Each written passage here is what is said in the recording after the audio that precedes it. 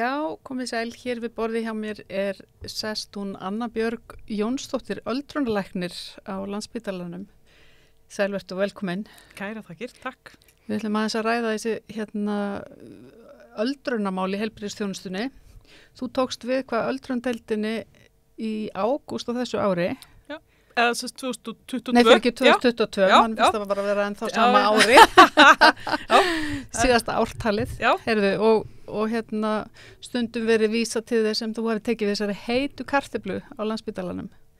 Nú er alltaf talað fráflæði vanda í tengslum við eldra fólkið okkar og hvernig, segðu mér aðeins fyrst bara, hvert er hlutverk öldrunarlæknis? Bara takk fyrir að bjóða mér að koma og takk fyrir að bara fá tækifæri til að ræða þessi mikilvægu mál. Mér finnst það bara ótrúlega velgert og bara takk fyrir það. Það er alveg rétt, ég tók við sem yfirlæknir öldrunarlækninga á Landspítalanum í ágúst á síðasta ári. Ég var enda að viðurkenna, mér finnst þetta ekki vera heit kartöfla, mér finnst þetta bara vera gaman sko og ekki svona, líta ekki á þetta sem eitthvað vandamál og finnst líka þetta skemmtilega orð fráflæðisvandi svo erfitt sko í því samhengi, en hlutverk öldrunarlækna er í raun og veru að við erum náttúrulega læknar. Flest okkar eru lyflæknar í grunninn og svo er þetta þá sérhæfing og ná og það sem að við fókuserum á eru einstaklingar sem eru komnir á efri ár og það er náttúrulega svolítið breytt sem er að glíma við eitthvað bráðan vanda, sjúkdóm og í flestum tilfellum fylgir því einhvers konar færniskerðing. Það er svona það sem við erum að hugsa um. Þetta getur verið mjög breytt og þetta getur verið mjög, þetta getur verið margvísleg vandamál og þau geta verið bæði innan bara innan breiðs sviðs læknisfræðinar. Þetta getur verið eitthvað sem að snýrað bara sálinni, geðlæknisfræði og hvernig fólki líður. Það getur verið eitthvað líkamlegt og tilheyrt sko lyflækningum eða skurðlækningum eða hvað sem er. En það sem við horfum líka og sem er kannski svona aðeins sérhæft líka fyrir öldrunarlækningar að við hugsum þetta heildrænt. Þannig að við hugsum líka félagslegu þarfirnar, við hugsum líka aðstæðurnar heima, við hugsum líka stuðningsnetið í breiðu samhengi, þannig að við svona reynum að horfa á skjólstæðingin okkar, mér frekar illa við að segja sjúklingin, en þennan einstakling sem við erum að þjónusta, við reynum að hafa hann svona í miðjunni og svo erum við að hugsa allt sem er í kring. Þannig að þetta getur verið mjög fjölbreytt starf, mjög skemmtilegt, að því við erum yfirleitt að sinna fólki sem að frá mjög svona breiðum grunni og eigum samskipti við mjög marga aðra fagaðila til dæmis, sem er mjög gaman. Já, ég fór einmitt að hugsa sko þegar ég var bara einhvern veginn að horfa á þetta sko, hvað er maður gamall þegar maður þarf að hitta öldrunarlækni? Nú sko, ég veit sko varandi bara sko afa minn og ömmu sem eru svona stutt síðan þau fjalli frá sko, þau voru sko komin held ég sveimi þá bara bæði yfir nýrætt held ég þegar þau hittu öldrunarlækni. Já. Þú voru mjög fullorðin, sko. Ég skil það, já. Þetta er svona $1.000.000 spurning, sko. Og margir sem spurja þetta og margir sem velta þessu fyrir sér. Sumir þurfa aldrei að hitta öldrunarlækni. Og það hefur í raun og verið óskaplega lítið með ártalið að gera sem þú fættist, eða þessa kennitölu, hvað þú ert gamall. Það hefur meira að gera með hver færnin er, hvað ertu með í farteskinu af sjúkdómum, langvinnu sjúkdómum, hvernig hefur það? Það er í raun og veru það sem skiptir meira máli heldur en nákvæmlega hvað þú ert gamall. Og þetta er ekki svona, við höfum það svolítið svona úr amerískum bíómyndum og þáttum að fólk þurfi að vera með barnalækni ef þú átt barn. Þú veist að þú þurfir að vera alltaf, það þurfir að vera þannig. Það er ekki þannig að þegar þú ert orðin eitthvað x gamall að þá þurfir að eiga öldrunarlækni. Það er ekki svona. Það er ekki þannig. Þannig að en flestir sem að við erum að hitta, bara svo það sé svona, þú veist, að þeir eru náttúrulega komnir, þeir eru orðnir mjög fullorðnir. Sko, þá erum við að tala 85 ára pluss. Veist, það er svona, en auðvitað kemur það fyrir að við hittum fólk sem er yngra, en er kannski þá líkamlega eldra, Já. að það er kannski búið að Slitið, komið með ýmsa sjúkdóma og alls konar svona sem ég segi í bakbúkanum sem það er með sér, sem gerir það verkum að kannski líkamlega er það eldur en sem sagt, ártalið segir til Þannig að það er svona, já, en flestir sem við erum að hitta eru orðnir mjög fullorðnir. Já. Og hvernig funkar þetta á Landspítalanum? Það er öldrunardeild á hvað Landakoti, eða ekki? Jú, það er svona endurhæfingar. Já, það er fleiri en ein öldrunarlækningadeildir. Við erum með 6 deildar, eða deildir. Já. Ein þeirra er í Fossvoginum, á Landspítalanum í Fossvogi, sem er þá bráða öldrunarlækningadeild. Og svo eru 3 endurhæfingadeildir á Landakoti, sem eru öldrunarlækningadeildar. Svo er reyndar ein önnur endurhæfingadeild á Landakoti sem er svona almenn lyflæknisdeild og er ekki og það er sem sagt allur aldur í raun og veru, þó að flestir séu þetta fullorðnir. Og svo eru sem sagt 2 aðra deildir þar sem ein er líknardeild. Já. Og svo er síðasta deildin sem er sem sagt svona sérhæfð deild fyrir fólk sem er með heilabilunasjúkdóm. Og þar eru einstaklingar sem er að glíma við mjög erfið einkenni í tengslum við sín sjúkdóm. Já. Þannig að það eru nokkra tegundir af deildum. Já. Og hvað þegar segjum sem svo að því nú finnst manni svona það sem að maður hefur svona séð til eldra fólksins í sínu nærumhverfi, þá er það einhvern veginn, þá er það er svo oft einhvern veginn sem maður heyrir af því að aðstandendur eru orðnir þreyttir og vera mikil ummönnun í rauninni heima fyrir og það er svona verið að reyna í rauninni að fá kerfi til þess að taka við, að taka móti og koma fólki að fylg eitthvert annað inn á einhverjar deildir eða inn á hjúkrunarheimili eða annað. Já. Þú hefur nú sagt, segir í viðtali læknablaðinu að við okkur vanti ekki fleiri hjúkrunarrými. Já, var ekki drúsa vinsæla að segja það. Nei, einmitt. En það er samt þannig, ég segi það. Já, við erum með flest hjúkrunarheimili, ég hef pælt í þessu svolítið nokkur ár, við erum með flest hjúkrunarrými á Höfðatölu á Norrlandunum og ég vil víðar. Já. En hvað er málið? Af hverju er endalaust að byggja? Það er bara mjög góð spurning. Þetta er kerfið er flókið, það verður að segjast eins og er og ég hlustaði á nokkra þætti frá ykkur þar sem við vorum að tala við mismunandi aðila um þjónustu við aldraða og það er svo mikilvægt að menn átti sig á því að þegar ég er að tala um öldrunarþjónustu þá er ég fyrst og fremst að tala um heilbrigðisþjónustu því að það er það sem að hvað maður segja, sá hluta kökunni sem að ég er að hugsa ég gerir mér 100% grein fyrir því að það er alveg óskaplega margir og í raun og veru mikill meiri hluti af fólki sem að er samkvæmt skilgreiningu orðið aldrað, komið yfir 67 ára aldur sem að þarf ekkert á mér að halda sem er bara gott og það er bara þannig sem það á að vera. En það er svona cirka einhverstaðar á bilinu 5-10% af hverjum árgangi vantarlega sem að er svona notendur heilbrigðisþjónustunnar sem að myndi svona á þessum aldri sem er komin þarna yfir 67 ára aldur og það eru þeir sem ég er að hugsa þannig að það er fólki sem ég er að tala bara svo það sé á hreinu að við sem að tala um réttan hóp og einhverjir af þeim þurfa að það mikla hjúkrunarþjónustu að þeir þurfa að vera á hjúkrunarheimili. Það er einhver hluti af hópnum sem er þar. Einhver hluti af hópnum gæti nýtt sér þjónustu á lægra þjónustustigi. Annarkvort heima eða í ýmiss konar öðrum úrræðum.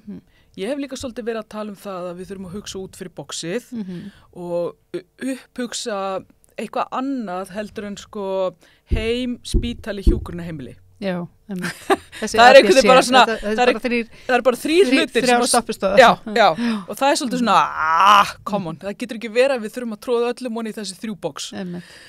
Það passa bara ekki. Ég held að sumir hefðu gagn af einhvers konar sambýlishugsun. Það myndi örugglega henta einhverjum. Sumir hafa mjög mikið gagn af þjónustu íbúðum. Þær eru bara hvað að segja, við höfum ekki nægilega vel skilgreint hvað er þjónustýbúð. Nei, einmitt. Hvað það felur í sér. Því miður hefur okkur einhvern veginn ekki öðlast að skilgreina það nægilega vel. Og fólk upplifir stundum að það sé að kaupa köttin í sekknum. Já. Svolítið, af því það er ekki alveg nægilega vel skilgreint.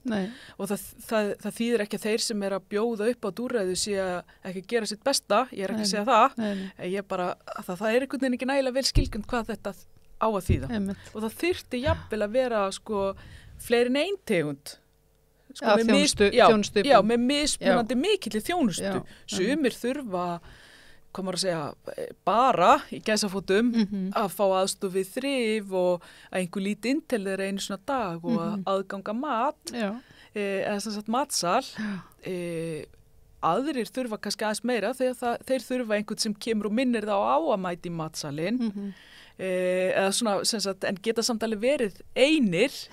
Þannig að ég held að við þurfum að reyna þess að búa til fjölbreyttari úrræði og ekki að einhvern veginn svona eins og ég segi, tróða öllum honi í sama boxið. Endurhæfingar líka gríðarlega mikilvæg. Við erum ekki með nægilega mikið af endurhæfingarúrræðum. Og ég mitt í þessar greinsúasta vitni í læknablaðinu þá var ég að segja það og ég stend alveg við það, okkur vantar svoleiðis úrræði. Og við þurfum líka að hugsa það að sumir þurfa langvinna endurhæfingu. Og þá er ég að tala kannski 4, 6, 8 mánuði. Og það er eitthvað sem við höfum ekki droslega mikið af í dag. Það eru einstakastofnanir sem að hafa lagt sig eftir endurhæfingu og það er náttúrulega klassíst að tala Reykjalund og Grensás og svona sem eru svona staðir sem allir þekkja, Kristnes fyrir norðan og það hefur líka verið aðeins endurhæfing í Stykkishólmi sem er svona reyndar sérhæfðari endurhæfing. En það er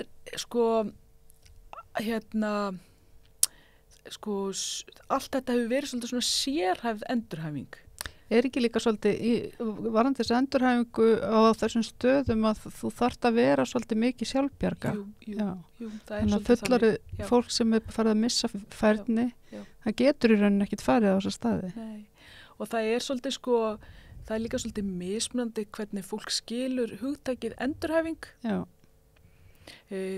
Starfsendurhæfing til dæmis eitt. Sem þá er verið að endurhæfa þau til þess að þú getur farið að vinna aftur, sem er bara frábært, ekki miskila mig. En það er bara önnur tegund af endurhæfingu heldur en til dæmis 85 ára einstaklingur þarf sem er að jafna sig eftir erfiða lungnabólgu.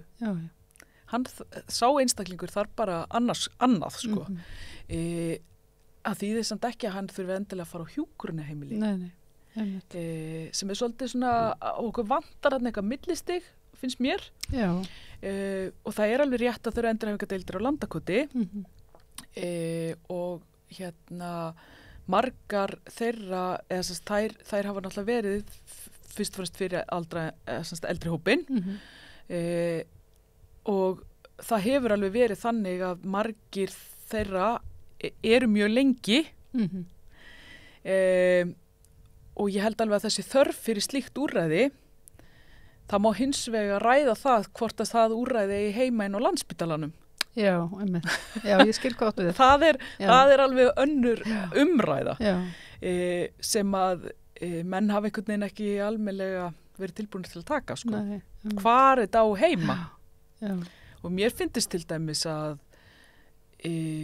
annarkvort þurfum við að upphugsa eitthvað millistig og sem að væri það bara algjörlega nýtt eða nýta þekkingu þeirra sem eru fyrir í kerfinu hjúkrunarheimilana Reykjalundur Það er náttúrulega svona staðir eins og Eir sem hefur lengi verið með endurhæfingu, svona sérhæfðar endurhæfingu. Þannig að það eru margir sem að gætu tekið þetta að sér. Já, svo er alls konar svona dagvistir, er það ekki líka þar sem að fólk til dæmis með heilabilun getur komið og verið við daginn. Dagvistirnar eru, dagvistir, dagþjálfanir, það er svona eftir hvað maður, það vantar líka svoleiðisúrræði, mjög mikið, sérstaklega á höfuðborgarsvæðinu. Menn hafa reiknað, eða svona maður getur ímyndað sér að það vanti allt upp undir 1000 rými. Já, það er rosalega mikið. Sem er rosa mikið. Og það er og það er ástæðan fyrir því að við segjum að það vanti svona mikið af þessum rýmum er að það sýnir sig bara og við vitum það að þetta virkar. Það virkar til þess að fólk geti verið lengur í sjálfstæðri búsetu. Fólki líður yfirleitt betur af því að það er svona einhvern veginn, þú hefur svona einhver smá tilgangur, þú ferð eitthvað á hverjum degi og hver vill það ekki? Þetta er svona rútínan, það er gott fyrir okkur öll. Það er svolítið þannig, þetta er svona pínu eins og að mæti vinnuna og þú ert bara einhvern veginn í svona, þú hittir einhvern og þú veist, það er eitthvað í gangi og það er eitthvað, það er bara betra fyrir okkur. Já, náttúrulega bara líka, þannig að fólk, að því nú eru einmannaleiki líka hrjá algjörlega fólk út allan heim. Já. Hvað Bretar komni með einmannaleika ráðunetið. Já. Þannig að það er líka kannski stór þáttur í, eins og þú segir líka, ef það er hort á heildstæðar eða heildrænar lækningar. Já, og það er alveg þannig að maður er manns gaman og það er auðvitað undantekningar öllu, en lang flestir hafa gríðalegt gagn af því að vera í þessari rútínu, hitta annað fólk, spjalla aðeins og svona einhvern veginn vera innan aðra. Það er gagnlegt fyrir andlegu heilsuna, það er gagnlegt fyrir líkamlega heilsuna og það er bara einhvern veginn, það hjálpar. Það er líka gagnlegt í þeim tilvikum sem að fólk er að glíma við vitræna skerðingu eða heilabilunasjúkdóm, að það svona viðheldur starfseminni. Það er ekkit gott að vera einhvers staðar einn og tala aldrei við neitt. Nei, þá líka bara fólk missir bara svona kognitífa hugsun eða ekki og bara talið jafnvel og þannig að það er virkilega eitthvað sem skiptir máli að við komum upp fleiri svona stöðum. Já. Og því miður þá erum við ekki með nægilega marga. Það er bara svo einfalt. Já. Og þar fyrir utan, ef maður horfir á þetta frá peningalegu sjónarmiði, þá er það miklu ódýrara úrræði heldur en að vera með deildir þar sem fólk er lagt inn. Já. Miklu ódýrara. Það segir sig sjálft. Þannig að þannig að það kannski varandi öldrunarlækningarnar, það er kannski ekki bara, það er ekki, myndur þú segja að það væri fjárskortur inn á Landspítalann fyrir þess að deild, það er bara fjárskortur.is? Já, það er eiginlega bara svolítið svoleiðis. Við getum, þetta kerfi getur alltaf nota meiri pening, það er alveg þannig. Og þannig að já, okkur vantar alveg pening inn í kerfið. Fyrst og fremst vantar okkur pening inn í kerfið til að geta borgað laun, svo við fáum starfsfólk inn í kerfið. Já. Það er eiginlega svolítið svoleiðis. Ég myndi kannski ekki endilega vera á því að okkur vanti pening til að byggja meira eða svoleiðis. Það er kannski ekki alveg svona, það er alveg svona þokkaleg endurnýjun þar. Þetta, eins og ég segi, það er alltaf hægt að gera betur. Þetta er bara svolítið svoleiðis. En fyrst og fremst finnst mér vanta peningin í kerfið til þess að fá starfsfólk til starfa. Að okkur vanta starfsfólk, allstar. Já. Og þá er það læknar, hjúkrunarfræðingar, sjúkraliðar bara... Já. Félagsráðgjafar, sálfræðingar, sjúkraþjálfarar, yfirþjálfarar, bara allstar. Bara nefndu það. Það er bara allstar sem það vantar. Já. Bara risa vandamál í kerfinu í dag. Já. Og það er einhvern veginn, við verðum líka bara pínlítið að horfast í augu við það að samfélagið er breytt. Já. Ungt fólk í dag, nú líður mér eins og ég sé orðin 100 ára þannig að kornungt fólk í dag. En það er, þú veist, það bara hugsunin er aðeins öðruvísi. Hún er öðruvísi hjá minni kynslóð heldur en á kynslóðinu sem var á undan mér, sem að fannst í raun og veru ekkert tiltökumál að vinna myrkrun á milli. og það var líka öðruvísi kröfur á þá einstaklinga heima hjá sér. Það bara breytt og þeir sem kynslóðina á eftir mér, þeir sem eru á aldrinum 30 til 50, ég bráðum að verða 50, að þessir einstaklingar eru bara ekki að fara að vinna jafn mikið og við gerum. Og það þarf bara fleiri. Já. Það bara einhvern veginn ekki droslega flókið starffræðidæmi, sko. Það bara þannig. En svo erum við að fara að horfa fram á líka, sko, og erum að horfa fram á öldrun þjóðarinnar og allt þetta. Já, ofan í það, sko. Þannig að ofan í það. Já. Það bara svolítið svoleiðis. Þannig að auðvitað þurfum við líka að hugsa í lausnum eins og velferðartækni lausnum og hvað getum við gert til þess að reyna að fækka. Það þurfum ekki saman magna starfsfólki. Já, allt það skiptir auðvitað máli, en það mun samt, við munum aldrei geta komið, það verða alltaf þörf fyrir hendur. Það bara þannig. Í þessum hluta heilbrigðisþjónustunnar, eða bara þessum hluta samfélagsins, það verður alltaf þörf fyrir hendur. Þú munt aldrei geta komið í veg fyrir það 100%. Ég held að það sé bara þannig. Það verður alltaf þörf fyrir mannlega nærveru. Það verður alltaf þörf fyrir einhverja svona umhyggju og að fólk sé saman. En kannski getum við gert það einhvern veginn aðeins hagkvæmara, kannski getum við komið í þannig fyrir að fólk svona vinni meira saman. Þú veist, eins og ég segi svona sambilshugsun, að einhverjir einstaklingar sem eru í mitt að glíma við einmannleika, þeir kannski búið saman, bjóð upp á það. Þú veist, ég var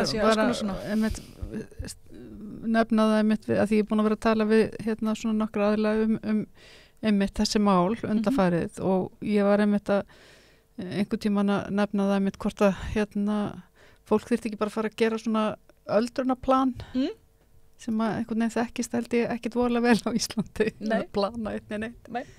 Þannig að ég held að sé alveg réttur. Ég man því að hópurinn sem að ég var með í myndlistanámi í Dan við vorum alltaf að plana það að við ætluðum alltaf að vera saman sem sagt búa saman á einhvers konar sambíli. Það hljóma bara sem mjög skynsamlega ráðstöður. Og svo höfum við stundum rætt þetta sum okkar hvort við ættum ekki að fara að byrja að leggja til pening til þess að fara að safna okkur fyrir þannig að við getum bara byggt eitthvað saman og eitthvað svona. En þetta í alveg tala, hugsa maður það þyrfti að vera náttúrulega miklu fleiri kannski einmitt svona einhver form af þú veist, ekki þá elliheimili eða eins og þau voru eða hjúkrunarheimili endilega. Fyrir en kannski einmitt þau eru búin að þróast þannig hjúkrunarheimili núna náttúrulega eða úr því sem að kannski hét elliheimili áður að þetta orðin allt aðra stofnanir. Fólk bara þarna kannski mjög veikt í það byrja 3 ár eða eitthvað svona. Ég ná ekki einu sinni því núna, ég held að sé bara kringum 2 ár sem meðallifi tíminn á hjúkrunarheimili.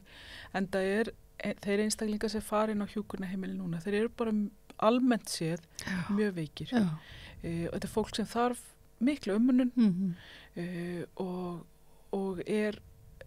það, eins og ég segi, það eru undantekningar á öllu en lang flestir eru ekki færir að vera í sjálfstæðari búsetu. Það eru einstaka sem að gætu það í annars konar úrræði og við þurfum á því að halda að finna það úrræði fyrir þá einstaklinga að því að það myndi muna og það væri líka mikilvægt að svona einhvern veginn það væri möguleiki á því að fólk gæti útskrifast á hjúkrunarheimili. Já, einmitt. Það til dæmis einhvern veginn ekkert inn í myndinni lengur. Það alltaf svona endastöð, sem einhver endastöð. Já. En mér finnst það ekkert endilega eiga að vera þannig. Að því að það gerist sérstaklega í þessu kerfi sem við erum með núna að því eins og ég segi, sumir þurfa bara langa endurhæfingu. Það tekur bara tíma og þá er ég að tala 6-8 mánuði jafnvel. Og í millitíðinni kerfið hefur ekki alveg þolinmæði fyrir það svolítið og í millitíðinni þá er viðkomandi kannski komin á hjúkrunarheimili og bara orðin miklu betri og miklu færari og gæti mögulega verið heima með meiri aðstoð heldur en að viðkomandi var með áður, en kannski þarf ekki alveg hjúkrunarheimilið. En kannski, en núna er fólk stundum að fara í svona það sem kalla kvildarinnlagnir. Já. En það er oft frekar svona stuttu tími. Já, það eru 6 til 8 vikur á ári sem að fólk fær útlitað í þá. Já, þannig að það ætti kannski geta mögulega verið aðeins lengur og verið bara útskrið þegar það þarf. Já, þegar það er hægt. Ég myndi allavega svona vilja kerfið væri örlítið sveigjanlegra. Já. Ef ekki orða þessum svo. Að það væri ekki alveg svona bara stíft einhvern veginn að það væri bara annarkvort eða. Já. Mér finnst það svolítið svona, þar erum við ekki alveg á réttri leið, finnst mér. Ég myndi gjarnan vilja sjá þann möguleika og að það myndi kannski ekki endilega þýða að viðkomandi þyrfti að fara í gegnum allt ferlið aftur. Þú veist, sem að fólki vex svolítið í augum, skiljanlega, því að kerfið er flókið. Þannig að ég held við þyrftum einhvern veginn að reyna að upphugsa þann möguleika að við værum aðeins sveigjanlegri í þessu. En ef við tölum aðeins aftur svona það sem kallaði fráflæðivandi, einmitt, sem er mjög leiðilegt erfitt orð. En það hefur svo oft verið talað um það sé svo miklu leyti kannski eldra fólkið sem að ætti að vera annar staðar og eitthvað svona. Er það svo? Eða hvernig horfir þetta við þér? Sko, ef að þú ert veikur, þá áttu að koma á spítalann. Já, er það ekki? Það er bara svolítið svoleiðis. Alveg sama hvað þú ert gamall. Mér er alveg sama hvað þú ert gamall. Ef að þú ert veikur og þarft á þjónustu spítalans að halda, þá er það bara þannig. Og það er þannig með þessa einstaklinga. Fólk er ekkert að gera ganni sínu að koma á spítalan eða koma á bráðamóttökuna. Það sem er vandamálið er að það eru þessi úrræði sem eru fyrir utan sem er ekki alveg að fungera. Af hverju þau eru ekki að fungera alltaf ég svo sem ekki að leggja dóma á, en það er augljóst að það er þar sem að vandinn liggur. Ertu þá að tala þú veist, heilsugæsluna eða Ég er bara að tala eiginlega, þú veist, sko, þetta er keðja. Fyrir mér er þetta keðja og þetta er bara alltaf eins og keðja er, þú veist, hún er aldrei sterkari heldur en veikasti hlekkurinn. Það er svolítið þannig. Og þú getur ekki einhvern veginn hort bara á einn hlutannar og sagt, þú veist, við verðum að laga þetta. Þú veist, það verður að horfa á þetta í heild. Ef við einblínum bara á bráðamóttökuna og vanda bráðamóttökunar, þá erum við ekki að fara að leysa neitt. Það mun ekki hjálpa neitt í raun og veru. Það þarf að horfa á þetta sem heildarmynd og það þýðir að það þarf að horfa á, þú veist, Landspítalann og hvernig hann er að fungera og mögulega er eitthvað þar inni sem við getum gert betur. Ég ætla ekki að segja að við séum svo fullkomin að það sé ekki hægt að laga neitt þar, alls ekki. Það er pottþétt að gera eitthvað þar inni sem að við eigum eftir að upphugsa. Þó við séum búin að velta mörgum steinum við og reyna átt okkur á því hvernig er best að gera hlutina. Það þarf kannski líka bara að afmarka betur hvert hlutverk Landspítalans á að vera og þess að ég segja, þú veist, kannski á Landspítalann ekki endilega verið að einbeita sér að langtíma endurhæfingu, kannski á svo þjónusta að vera annars þar í kerfinu. Það þarf að hugsa heimahjúkrun og það er bara, það er kannski pínulegilegt að þurfa að segja það, en það er bleikifíllinn í stofunni. Heimahjúkrun er ekki að fungera. Nei, hún er bara því miður og það því, þú veist, einstaklingarnir sem er að vinna í heimahjúkrun eru allir að vilja gerðir og vilja mjög gjarnan og leggja sér allan fram. Snýst ekki það. Þetta snýst alls ekki það. Það eru allir þar inni sem að, þú veist, þú veist, það er ekki málið. En kerfið sem að þeim er búið er bara ekki að fungera. Og samstarf heilsugæslunnar og heimahjúkrunar hefur í langan tíma verið brotið. Mjög langan tíma. Sérstaklega á höfuðborgarsvæðinu. Nú er ég náttúrulega fyrst og fremst að tala höfuðborgarsvæðinu því að hlutin eru ofta aðeins öðruvísi út á landi. Því það er bara minna samfélag og menn einhvern veginn ná að láta hlutina tala betur saman. Já. En á höfuðborgarsvæðinu er þetta er bara brotið. Það er bara verður að segjast eins og og allt þetta með hvernig menn er að skipuleggja hlutina hér, hvað þetta varðar, er bara mjög flókið og mjög þungt í framkvæmd. Það er mjög erfitt að ef að ég þarf að útskrifa einstakling á Landspítalanum, að þá þarf ég að hringja kannski 3, 4, 5, 4 símtöl, að því það þarf að heyra í heimilislækninum, láta viðkomandi vita, það þarf að virkja heimahjúgrun, það þarf að virkja félagsþjónustuna, það þarf að virkja lyfin, og þú veist, þetta er alveg bara, og það er fyrir mér, þá finnst mér næstu því ekki hægt að ætlast til þess að einstaklingurinn eða aðstandandi bara náu utanum þetta. Nei, einmitt. Þú veist, ég á erfiðleikum með þetta og ég vinn í þessu dagstaglega og þú veist, ger ekkert annað heldur en að einhvern veginn að lifa og rærast í þessu. En sko, af því að við erum með þetta kerfi á höfuðborgarsvæðinu, að sveitarfélögin eru ekki að tala saman, og heilsugæslan sem sagt nær yfir allt, heilsugæsla höfuðborgarsvæðisins, en samt ekki, og í Reykjavík félagsþjónustan og heimahjúkurinn samþætt, en ekki fyrir utan Reykjavík. Þetta gerir, þetta er alveg gríðarlega flókið fyrir fólk að skilja, og það er bara, hvað ég myndi vilja óska þess að menn einhvern veginn tækju sér saman og sko, þú veist, við erum með, það er svona samvinnufélag sorphirðu á höfuðborgarsvæðinu. Af hverju erum við ekki með samvinnufélag þetta? Við erum með samvinnufélag strætó. Þú veist, af hverju eru þessi sveitafélag ekki með samvinnufélag þetta? Samvinnufélag bara öldrunarþjónustu. Já. Þú veist, ég bara skil þetta ekki. Þetta er bara, nú er þetta hugmynd sem við vörpum hérna út, því það eru allir að hugsa þetta, allar heilbrigðisstéttirnar eru bara kalla eftir þessu í rauninni. Algjörlega, þetta gerir okkur lífið svo erfitt að það er bara með eindæmum, og það er eitthvað þarna inn í þessu kerfi sem að bara, ég vildi bara vonast til þess að fólk fara að tala saman, sko.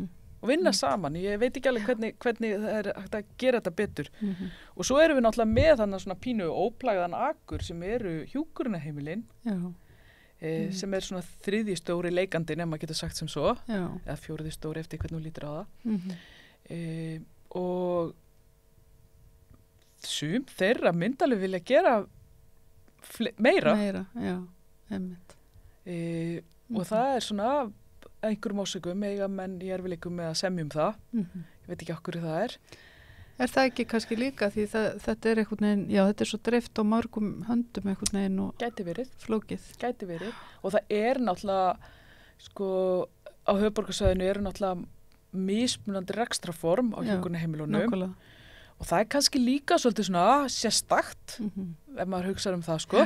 Það er svolítið spes að það eru náttúrulega, þessi stóru staðir eins og Grund og Hrafnista sem eru búin að Eyr sem eru búin að vera að gera þetta í áratugi, 100 ár á Grund. Það er svona, þú veist, ég menna það er ekki eins og þetta sé eitthvað fólk sem er að koma inn í þetta bara í gær.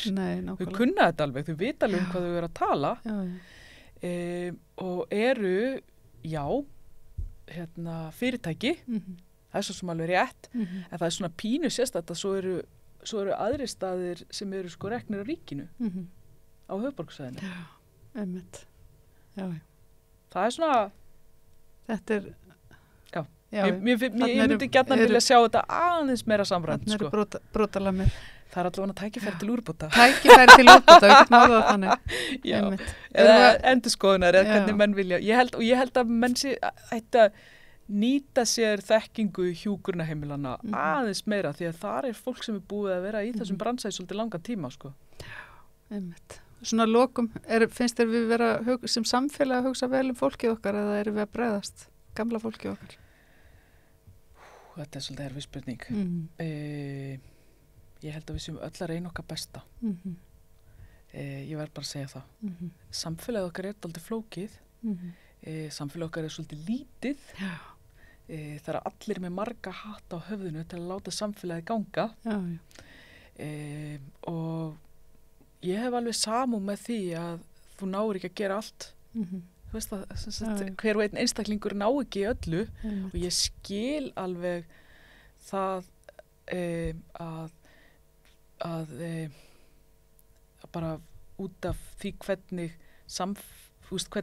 hver og einn einstaklingur er bara upptekinn eða það er svo mikið í gangi að þú bara einfallega nærið ekki að fara í heimsóknir til ömmu eins og þú myndir vilja. Nei, ég skil það alveg, þú ert að hugsa börnið þín og það er alls konar hlutir í gangi. Þannig að mér finnst sko, ég vil ekki koma inn samviskubiti hjá fólki sko, skilur mér finnst það ekki rétt. Ég skil alveg að það er að aðstandendur eru ofta að bugast, það eru opbáslega skiljanlegt. En kannski er mér líka bara stytting vinnuvikuna, allir þessi hlutir við þurfum einhvern veginn að gera, við höfum ekki verið eins svona kannski fjölskylduvæn hér eins og við annars þar á Norðurlöndunum til dæmis. Nei, það er alveg rétt sko, þannig að það eru alls konar hlutir sem við gætum verið að gera öðruvísi. Á hinn bóginn þá gleymist það líka stundum í umræðinni að og er svolítið filosófísk sko, að það eina sem við getum verið alveg vissum svona er að við munum deyja. Já, einmitt. Og mér finnst það samtal vera komið á svolítið sko svolítið stutt á veg á Íslandi. Já, einmitt. Að menn átta sig ekki alltaf á því að það er hluti af lífinu. Einmitt. Það er opbóðslega erfitt og það er sorglegt og þú veist, manni líður illa og það er söknuður en það er stundum, það er bara partur af lífinu og maður verður einhvern veginn að reyna að átta sig á því. Já, það er svona samtal sem ég myndi gjarnan vilja að samfélagi væri komið aðeins lengra með. Einmitt. Þannig að en já, það er svona. Heyrðu, já. Þakka kærlega fyrir þetta og fá aðeins innsýn inn í þennan hluta Landspítalans líka og hvað við þurfum að gera betur í þessum málum.